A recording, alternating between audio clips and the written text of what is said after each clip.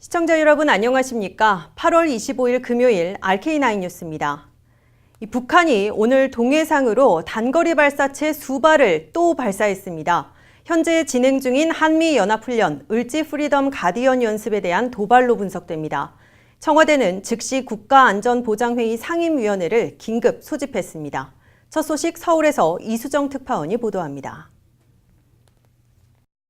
합동참모본부는 LA 시간 오늘 오후 2시 49분쯤 북한이 강원도 기대령 일대에서 동북방향 김책남단 연안 동해상으로 단거리 발사체 여러 발을 발사했다고 밝혔습니다. 발사체의 비행거리는 250여 킬로미터로 정확한 발사체의 숫자와 비행 고도 등 세부 지원에 대해서는 한미 군 당국이 정밀 분석 중이라고 설명했습니다. 또 문재인 대통령에게도 관련 사항이 즉시 보고됐다고 덧붙였습니다. 이어 한국군은 북한군의 추가 도발에 대비해 감시와 경계를 강화한 가운데 관련 동향을 추적하며 만반의 대비태세를 유지하고 있다고 강조했습니다. 북한이 발사체를 쏜 것은 지난달 28일 대륙간 탄도미사일급 화성 14형 2차 시험 발사를 감행한 지 한 달 만입니다. 북한의 이번 도발은 한미연합훈련인 을지 프리덤 가디언 연습에 대한 반발 차원에서 이루어진 것이라는 해석이 나오고 있습니다. 지난해를 포함해 북한은 을지 연습 기간에 SLBM 도발 등을 감행해 왔습니다. 또 지난 3월 평안북도 동창리에서 이번과 비슷하게 스커드 ER 미사일 4발을 동시 발사했는데 그때도 한미 훈련에 대한 반발 차원의 도발이었습니다. 단거리 미사일을 쏜 것으로 볼 때 북한이 괌 포위 타격까지 언급했던 미국을 향한 도발은 아닌 것으로 분석됩니다.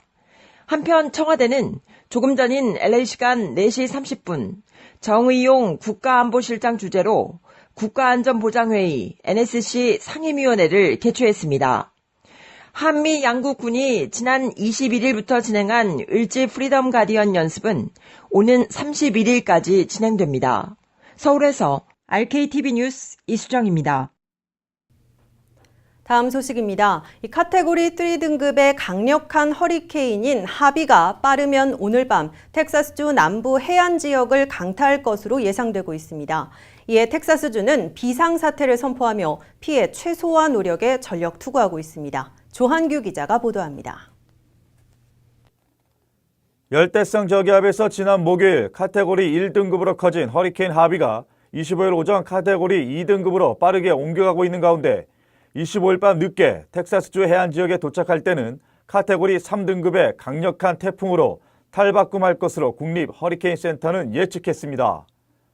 풍속은 최대 시간당 120마일의 강풍과 6피트에서 12피트에 이르는 폭풍 해일도 발생할 것으로 예상했습니다. 국립 기상대에 따르면 텍사스 전 지역에 걸쳐 많은 비를 뿌릴 것으로 전망되고 있습니다. So what this means is that, especially from a rainfall perspective, we are predicting an extreme event here with rainfall totals of 24 to 35, 36 inches of rain associated with this storm in parts of Texas and very heavy amounts approaching Louisiana later in the weekend. So the fact that this storm is going to linger is going to lend itself to the catastrophic nature of the impacts associated with this storm. 이에 따라 텍사스주는 비상사태를 선포하며 해안 지역 주민들의 의무적인 대피 명령을 내리고 휴교령을 내리는 등 피해를 최소화하기 위한 노력에 만전을 기하고 있습니다. It could be your local official who has declared an emergency evacuation. You need to heed that call if at all possible. Even if a evacuation order has not been issued by your local official. If you are in areas between Corpus Christi and Houston, and maybe even some other areas, especially low-lying areas, you need to strongly consider evacuating. 트럼프 행정부도 허리케인 하비가 가져올 여파를 예의주시하면서 경계를 늦추지 않고 있습니다. 탐 보서트 백악관 국토안보보좌관은 주 로컬 정부가 대비 태세를 갖추고 있지만 허리케인 피해 예상 지역 주민들도 대처에 책임감을 가지고 임해줄 것을 당부했습니다. I'm under the impression that the governor of Texas has made that request and it's at FEMA right now. Would you anticipate it tonight? If all the conditions are met and if it's appropriate to provide federal assistance, I believe the president will be very aggressive in leaning forward and declaring that disaster.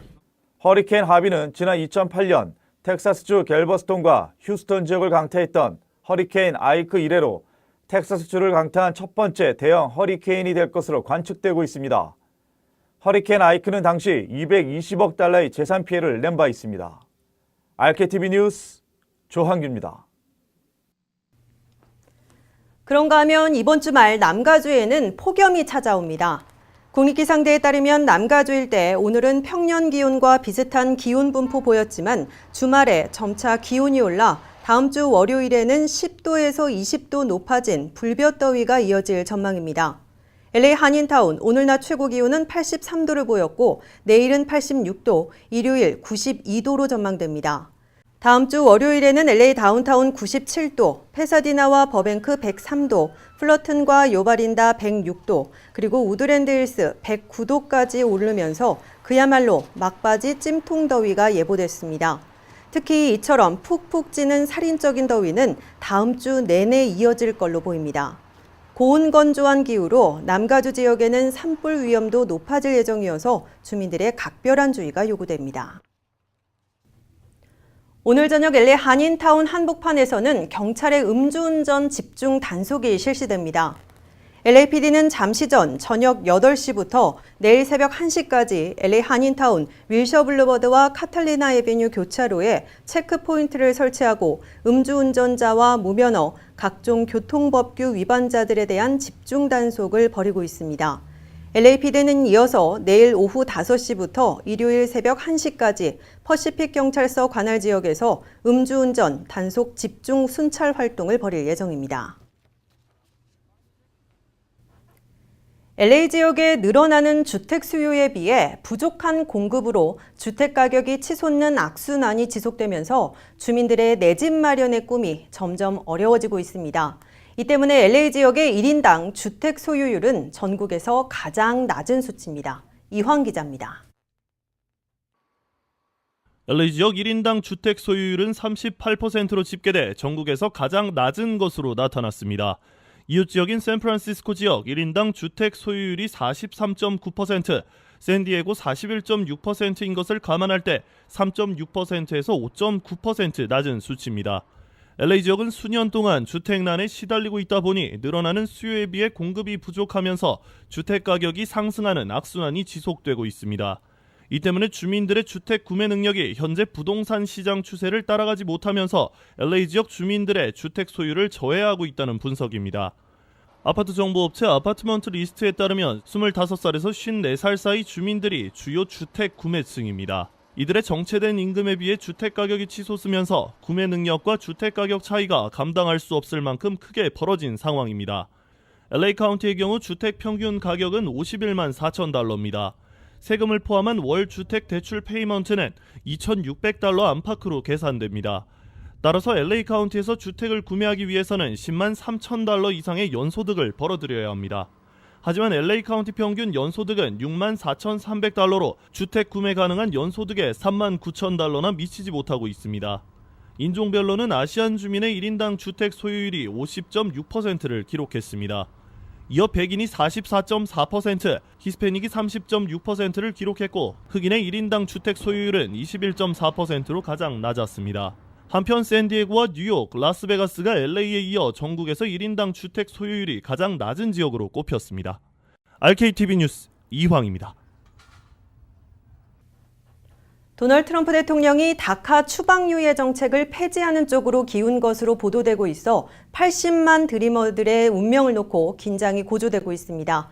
다음 주 최종 결정을 발표할 것으로 알려진 트럼프 대통령은 그러나 이 신규 접수만 중단할 수도 있고 9월 한 달간 드리머 보호 법안과 국경 장벽 건설 예산 지출을 맞교환하는 이민 빅딜을 타결할 가능성도 있을 것으로 보입니다.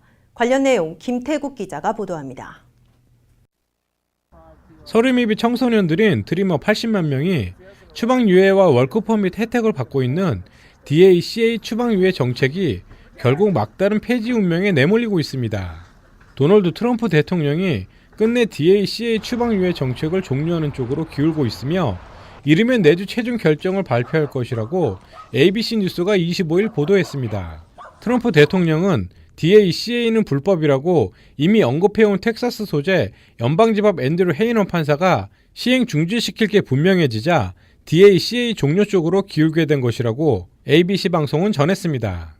다만 백악관 고위관리는 트럼프 대통령이 아직 최종 결정을 내린 것은 아니며 항상 바뀔 가능성이 있다고 신중한 반응을 보이고 있습니다. 더욱이 트럼프 대통령이 DACA 추방유예 정책을 폐지하더라도 80만 명에 달하는 드리머들을 갑자기 추방으로 내몰지는 않을 것이며 새로운 보호 조치를 모색할 것으로 미 언론들은 관측하고 있습니다. 첫째, 트럼프 대통령은 공약대로 DACA 추방유예 정책을 폐지하되 신규 접수만 중단하고 현재까지 80만 명의 드리머들이 승인받고 있는 추방유예와 월크퍼밋의 효력은 만료 시까지 인정해주는 조치를 취할 수 있을 것으로 미 언론들은 내다보고 있습니다. 둘째, 트럼프 대통령은 DACA 수혜자들에게 합법 신분을 제공하는 드리머 보호 법안과 국경장벽 예산 지출을 맞교환하는 이민 빅딜을 9월 중에 타결 지을 가능성이 있는 것으로 미 언론들은 예상하고 있습니다. 트럼프 대통령은 국경장벽 예산과 함께 합법이민 절반 축소 법안인 레이즈 법안까지 패키지로 빅딜하려고 시도하고 있으나 마지막에는 드리머 보호 법안과 국경장벽 건설 등 이민 단속 예산만 확보하는 선에서 타결 지을 것으로 관측되고 있습니다. RKTV 뉴스 김태국입니다. RK9 뉴스 잠시 후에 계속됩니다.